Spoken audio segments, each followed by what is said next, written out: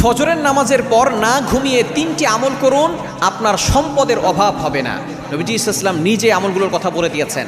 আপনি ফজর নামাজের পরে ঘুমাবেন না, কারণ এই ফজরের সময়টা হচ্ছে বরকতের সময়। আমরা অনেকে ফজরের নামাজ না পড়েই ঘুমিয়ে থাকি, আবার অনেক সময় দেখা যাচ্ছে নামাজ পড়ে অনেকে ঘুমিয়ে যায়। এই ফজরের পরের সময়টা হচ্ছে বরকতের সময়। নবী ইসলাম এই সময় বরকতের দোয়া করেছেন, বুখারীর হাদিস।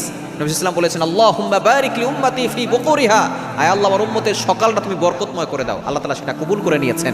সুতরাং ফজর নামাজের পরে না ঘুমিয়ে 3টি আমল করবেন। 1 নম্বর হচ্ছে দুরূদ শরীফ 100 বার পড়বেন, 100 বার দুরূদ শরীফ পড়বেন। আপনি দুরূদের ভিতরে সবচেয়ে ফজিলতপূর্ণ দুরূদ হচ্ছে দুরূদ ইব্রাহিম, এবং সবচেয়ে ছোট্ট দুরূদ হচ্ছে সাল্লাল্লাহু আলাইহি সাল্লাম, এটা আপনি পড়তে পারেন।